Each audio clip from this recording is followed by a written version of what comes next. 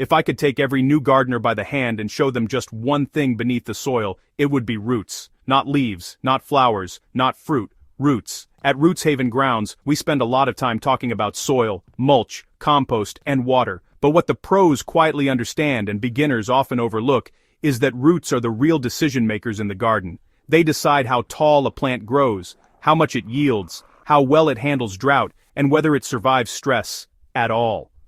Today, I want to pull back the soil curtain and share what experienced growers know about roots that rarely gets talked about. This isn't textbook theory. This is the kind of understanding you gain after seasons of success, failure, and observation. Once you get this right, everything else in your garden becomes easier. Beginners often think roots exist mainly to hold a plant upright. Pros know that anchoring is the smallest part of the job. Roots are living sensors. They constantly read moisture levels, nutrient availability, temperature, oxygen, microbial activity, and even chemical signals from nearby plants.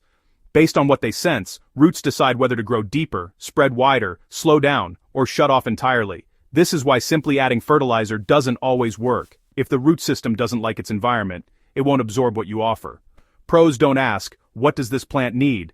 They ask, what are the roots experiencing right now? When you shift your thinking this way, you stop forcing growth and start enabling it.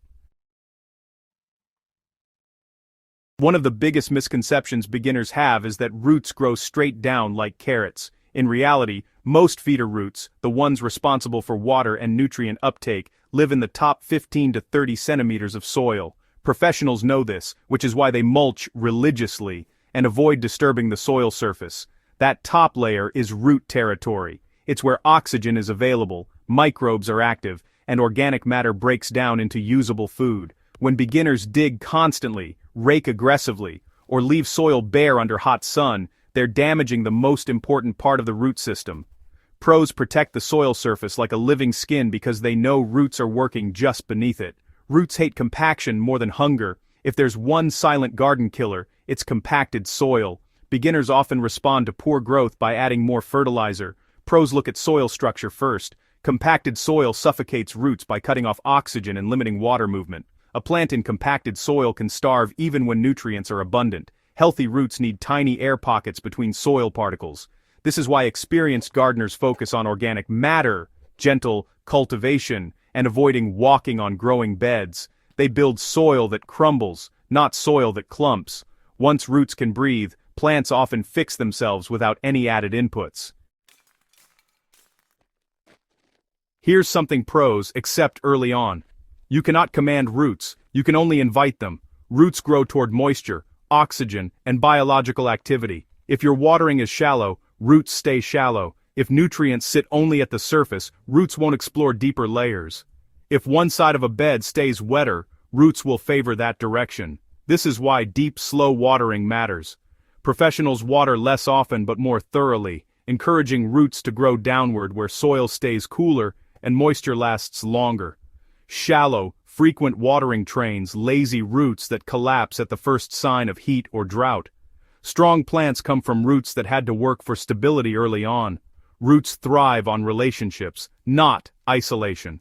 One of the most advanced things pros understand, and beginners almost never consider, is that roots don't work alone. Roots form partnerships with fungi, bacteria, and other microorganisms. Mycorrhizal fungi extend the effective root system by many times, delivering nutrients and water in exchange for sugars. Beneficial bacteria help unlock phosphorus, nitrogen, and trace minerals that roots can't access on their own. This underground network is why experienced gardeners avoid excessive chemical fertilizers and pesticides. These products can disrupt the very relationships roots depend on. Instead, pros feed the soil, not the plant. Compost, leaf mold, mulch, and gentle teas support the root microbiome. When roots are connected to a healthy soil community, plants become more resilient with less effort. When a plant wilts after transplanting, beginners focus on what's happening above ground. Pros look below. Transplant shock occurs when roots are damaged, dried out, or suddenly placed in unfamiliar conditions. Leaves wilt because roots can't keep up with water demand. Trimming leaves can help temporarily, but the real fix is root care. Professionals handle roots gently, water thoroughly before and after transplanting, and transplant during cooler parts of the day. They also loosen root-bound plants carefully, encouraging roots to grow outward instead of circling endlessly. A plant with a healthy root transition often skips shock entirely. Bigger roots don't always mean better roots. It's tempting to assume that more roots equal a stronger plant. Pros know this isn't always true. Roots that grow thick, tangled, or woody without fine feeder roots can actually reduce nutrient uptake.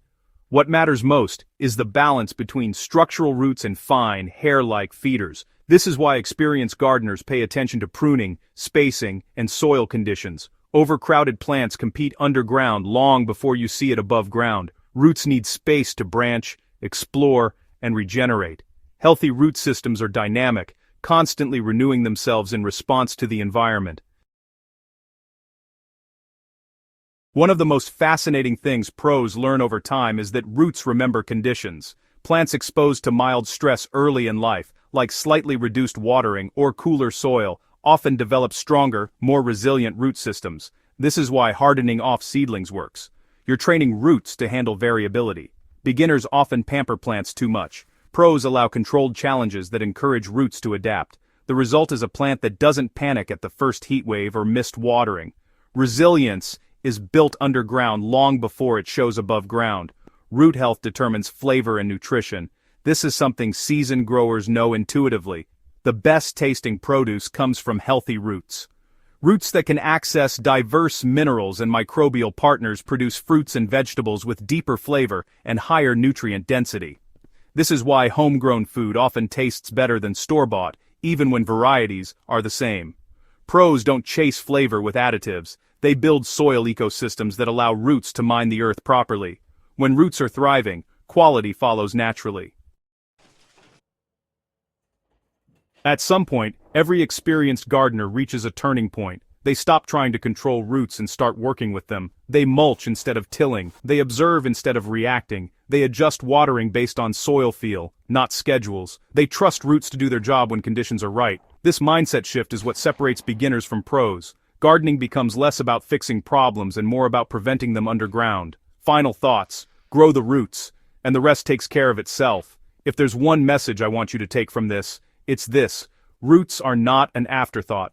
They are the foundation of everything that happens in your garden. At Rootshaven Grounds, we believe great gardens are grown from the ground up. Literally.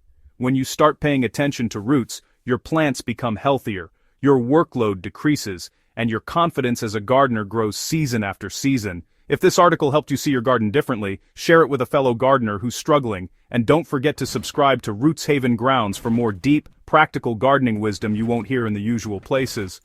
The best gardens aren't built fast. They're built deep.